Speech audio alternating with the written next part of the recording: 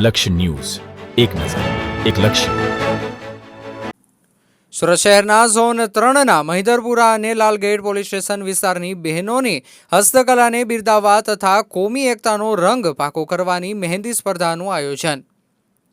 અત્રેના રૂગનાથપુરા સ્થિત શ્રી સુરત મોઢવણીક વાડી ખાતે શહેરના નાયબ police commissioner zone 3 Pinakin Parmar દ્વારા શહેર પોલીસના કોમ્યુનિટી પોલીસિંગના પ્રયાસ રૂપે મહેંદી સ્પર્ધા તારીખ 21મીના શુક્રવારે વડ સાવિત્રીના પર્વ દિવસે યોજાઈ હતી. ડીસીપી પિનાકીન પરમારના સાનિધ્યે SOG DCP Rajdeepsinh Nakum, E ડિવિઝનના એસપી આર આહિર, એફએસએલ અધિકારી મોઢ, મહિધરપુરા પોલીસ સ્ટેશનના police inspector H M. Chauhan, U J Joshi madam તથા કતારગામ પોલીસ સ્ટેશનના PI B K. Chaudhary, Chowkbazar police સ્ટેશનના PI V V. Vagadiya, Lalgate police સ્ટેશનના પીઆઈ એન.એમ. ચૌધરીની ઉપસ્થિતિમાં યોજાયેલ કોમી એકતાનો રંગ પાકો કરવાની મહેંદી સ્પર્ધામાં કતારગામ અને લાલગેટ પોલીસ સ્ટેશન વિસ્તારની 75થી 80 નાની મોટી બહેનોએ ભાગ લીધો હતો.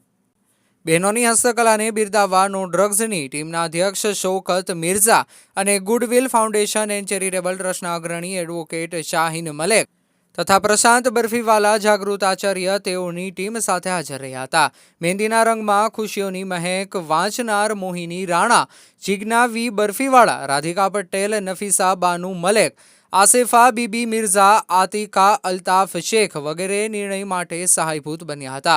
મોહિની રાણા અને નફીસા મલેકે 10 નામો ઉત્કૃષ્ટ ડિઝાઇન માટે જાહેર કર્યા હતા. તેઓમાંથી પ્રથમ, દ્વિતીય અને તૃતીય ક્રમ પ્રાપ્ત કરનારને ટ્રોફી અને બાકીના 7ને મેડલ ડીસીપી ઓફિસના સોનલબેન, મહિધરપુરા પોલીસ સ્ટેશનના પીએસઆઈ એ.કે. વણઝારા અને લાલગેટ પોલીસ સ્ટેશનના પીએસઆઈ વી.એ. દેસાઈ તથા પોલીસ અધિકારીઓના હસ્તે પ્રદાન કરી આશીર્વાદ આપી ઉત્સાહિત કરીને તેઓની કળાને વધાવી હતી.